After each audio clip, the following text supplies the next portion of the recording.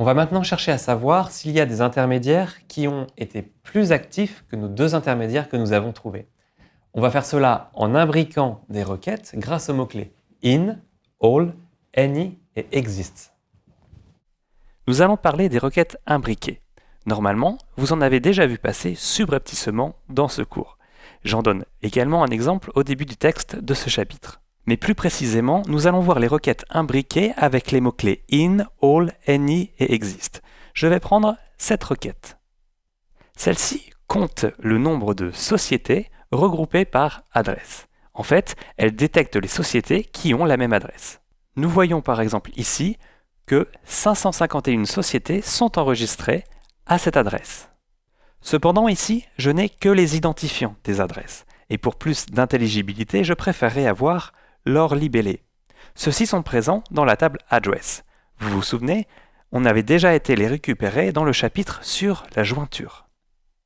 Nous allons voir une autre méthode avec le mot-clé in qui signifie en français dans. En fait, je vais demander toutes les lignes de la table Address pour lesquelles l'identifiant se trouve dans cette colonne. Au passage, je n'ai plus besoin de celle-ci. Ici, on a utilisé in avec une sous-requête qui contient une seule colonne, mais sachez qu'il est possible de le faire avec plusieurs colonnes. Regardez pour cela dans le texte du chapitre. Passons maintenant aux mots-clés all et any.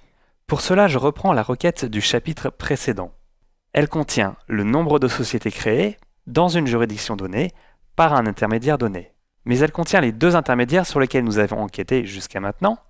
Et ici, je voudrais une table qui contient tous les intermédiaires confondus. Et je supprime également le critère having.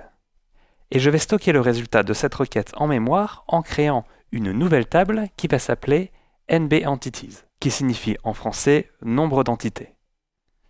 Elle ressemble grandement à la table que nous avions précédemment.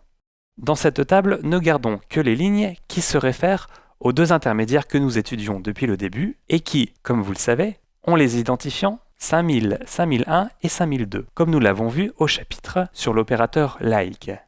Nous allons nous demander s'il existe des intermédiaires qui sont plus actifs dans certaines juridictions que les deux intermédiaires que nous étudions. C'est donc cette colonne CNT-Entities qui va nous intéresser ici.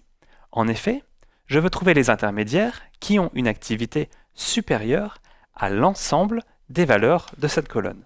Je les recherche dans la table nbEntities et je rajoute where CNT-Entities est supérieur à all, qui veut dire toutes les valeurs de ce que j'aurai dans la parenthèse.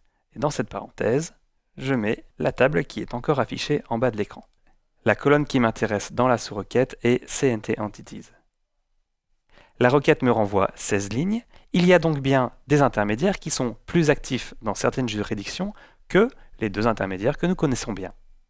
Passons maintenant au mot-clé any qui s'utilise de la même manière que all et qui pourrait signifier en français au moins l'une des valeurs. Et attention, nous allons faire de la gymnastique de neurones. Dire que cet attribut doit être supérieur à toutes les valeurs de count_entities, c'est la même chose que de dire que cet attribut ne doit surtout pas être inférieur à l'une des valeurs de ces NT-Entities. Ça y est, vous savez utiliser any. Dans le texte du chapitre, j'introduis le mot-clé exist. Il fait à peu près les mêmes choses que ce que nous avons vu jusqu'à maintenant, mais il peut être intéressant pour des raisons de performance. Dans les sections Aller plus loin de ce chapitre, je vous parle des tables temporaires et je vous explique également comment utiliser le mot-clé in sur plusieurs colonnes. Dans le prochain chapitre, nous allons voir comment calculer des sommes cumulées ou comment calculer des numéros de rang sur les lignes.